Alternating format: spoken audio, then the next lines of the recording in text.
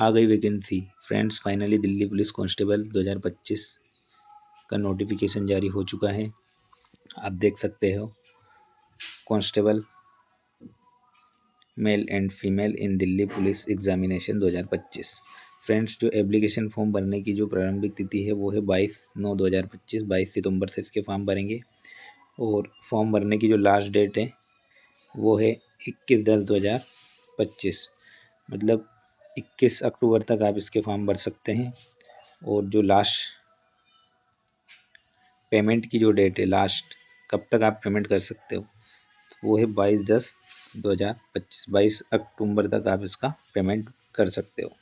उसके बाद इसमें फॉर्म में संशोधन करेक्शन अगर आपको करना है, उसकी जो लास्ट डेट है वो है 29/10/2025। मतलब 29 अक्टूबर से आप 31 अक्टूबर तक इसके फॉर्म में संशोधन कर सकते हो। यहाँ पे tentative schedule of computer based examination दे रखा है हमें। जो एग्ज़ाम होगा इसका वो होगा दिसंबर 2025 या जनवरी 2026 में इसका एग्ज़ाम स्टार्ट हो सकता है। अब यहाँ पर हम नंबर ऑफ़ वैकेंसी की बात कर लेते हैं, लेकिन उसके पहले हम सैलरी का देख लेते हैं कि इसमें कितनी सैलरी हमें मिल सकती है। तो इसमें जो पे लेवल 3 21,700 से 69,100 तक आपको इसमें सैलरी मिल सकती है दोस्तों। उसके बाद यहाँ पे हम देखते हैं कांस्टेबल मेल के लिए जो पद हैं वो टोटल है 4,408, जिसमें सभी कैटेगरियों के अलग अलग पद दे रखे हैं। UR, EWS, OBC, SC, ST। उसके बाद कांस्टेबल ये एक सर्विसमैन के जो पद हैं वो है 285। कांस्टेबल मेल एक सर्विसमैन कमांडो के लिए जो पद है वो है 376। और कांस्टेबल फीमेल कैंडिडेट के जो पद है इसमें वो है 2496 पद है। और टोटल नंबर ऑफ वैकेंसी है 7,565। लगभग 7,500 पदों के लिए ये भर्ती है।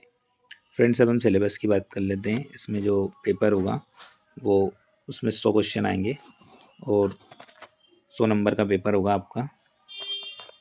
उसमें आपको जनरल नॉलेज और करंट अफेयर देखने को मिलेगा, जिसके 50 क्वेश्चन आएंगे और 50 नंबर के क्वेश्चन रहेंगे। वो 1 नंबर का 1 क्वेश्चन रहेगा। रीजनिंग के 25 क्वेश्चन 25 नंबर के।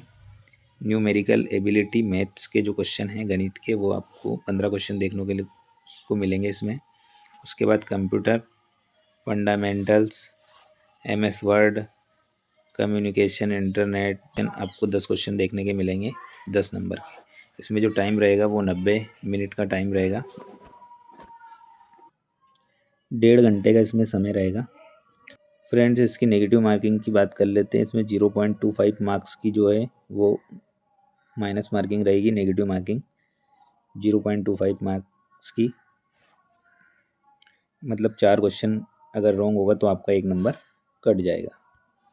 अब हम फिजिकल की बात कर लेते हैं। मेल कैंडिडेट के लिए जो फिजिकल का जो शेड्यूल दे रखा है वो ये है कि अप टू 30 ईयर्स 30 वर्ष तक के जो कैंडिडेट रहेंगे उनके लिए जो 1600 मीटर जो रनिंग रहेगी वो 6 मिनट में उनको कंप्लीट करना है। लॉन्ग जंप उनको 14 फीट जंप करना है और हाई जंप उनको करना है 3 फीट 9 इंच। ठीक है फ्रेंड्स। अबव 30 टू 40 ईयर्स 30 वर्ष से 40 वर्ष के जो कैंडिडेट रहेंगे उनको रनिंग 7 मिनट में कंप्लीट करना है। लॉन्ग जंप 13 फीट और हाई जंप 3 फीट 6 इंच। उसके बाद अबव 40 ईयर्स उनके लिए जो रनिंग की जो टाइमिंग है वो 8 मिनट में उनको कंप्लीट करना है। लॉन्ग जंप उनको करना है 12 फीट और हाई जंप उनको करना है 3 फीट 3 इंच। और लॉन्ग जंप और हाई जंप के लिए 3 चांसेस जो है वो मिलेंगे और रनिंग आपको फर्स्ट अटेम्प्ट में कंप्लीट करना है, क्लियर करना है। अब हम फीमेल कैंडिडेट के लिए फिजिकल का शेड्यूल देख लेते हैं। अप टू 30 ईयर्स 30 वर्ष तक के जो कैंडिडेट हैं उनके लिए जो रनिंग की टाइमिंग रहेगी वो रहेगी 8 मिनट।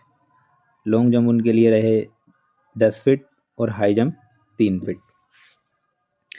अबव 30 टू 40 ईयर्स 30 वर्ष से 40 वर्ष की जो फीमेल कैंडिडेट है उनके लिए रनिंग की जो टाइम लिमिट है वो है 9 मिनट। 9 मिनट में उनको 1600 मीटर कंप्लीट करना है। लॉन्ग जंप उनको 9 फीट कूदना है और हाई जंप 2 फीट 9 इंच करना है। अब वो 40 ईयर्स 40 वर्ष की ऊपर की जो फीमेल कैंडिडेट है उनके लिए जो रनिंग के लिए जो टाइम दे रखा है 10 मिनट दे रखा है। लॉन्ग जंप उनको 8 फीट करना है और हाई जंप उनको 2 फीट 6 इंच करना है। अब हम बात करते हैं एज लिमिट की। जो एज लिमिट दे रखी है वो 18 से 25 वर्ष दे रखी है। जो रिलैक्सेशन दे रखा है कैटेगरी वाइज वो भी हम देख लेते हैं। रिलैक्सेशन ST SC के लिए जो रिलैक्सेशन दे रखा है वो दे रखा है 5 ईयर्स का। OBC के लिए जो रिलैक्सेशन दे रखा है वो दे रखा है 3 ईयर्स। और उसके बाद यहाँ पे स्पोर्ट्स पर्सन खिलाड़ियों के लिए जो रिलैक्सेशन दे रखा है वो दे रखा है 5 ईयर्स का। ऐसे खिलाड़ी जिन्होंने लास्ट 3 ईयर्स मतलब अभी पिछले 3 साल में राज्य स्तर पर या राष्ट्रीय स्तर पर या अंतर्राष्ट्रीय स्तर पर देश को संबोधित किया हो ST SC को छोड़कर, उनको 5 वर्ष का रिलैक्सेशन दिया जा रहा है इसमें। और यहाँ पे sports person ST SC candidate के लिए ये ST SC के ऐसे कैंडिडेट जिन्होंने पिछले 3 साल में किसी भी खेल में राज्य स्तर, राष्ट्रीय स्तर या अंतर्राष्ट्रीय स्तर पर देश को संबोधित किया गया है, उनके लिए जो रिलैक्सेशन है वो 10 वर्ष का है। तक इसका फॉर्म भर सकते हैं। दिल्ली पुलिस के जो विभागीय कर्मचारी है UR और EWS कैटेगरी के जो 3 years of regular and continue service दे रहे हैं उनके लिए जो एज लिमिट है वो 40 वर्ष तक है। वो 40 वर्ष तक फॉर्म भर सकते हैं। दिल्ली पुलिस के ऐसे विभागीय कर्मचारी जो OBC कैटेगरी के अंतर्गत आते हैं और 3 years of regular and continue service दे रहे हैं दिल्ली पुलिस में, उनके लिए जो एज लिमिट है वो 43 वर्ष है।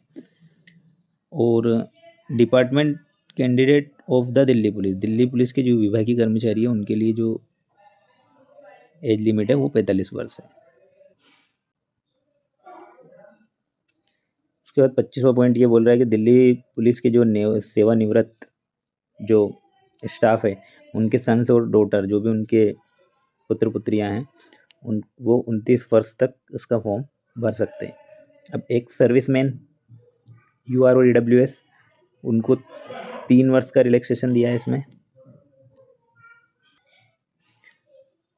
एक सर्विसमैन OBC कैटेगरी वालों को 6 वर्ष का इसमें रिलैक्सेशन दिया है और एक सर्विसमैन SC ST वाले जो कैंडिडेट हैं उनको 8 वर्ष का रिलैक्सेशन इसमें दिया है। और विधवा और डिवोर्स महिलाओं के लिए जो रिलैक्सेशन इसमें है वो 5 वर्ष का है। फ्रेंड्स, मैंने इस वीडियो के माध्यम से आपको दिल्ली पुलिस कांस्टेबल की संपूर्ण जानकारी दी है। अगर आपको ये वीडियो पसंद आया है तो लाइक करें, शेयर करें, सब्सक्राइब करें। Thank you friends.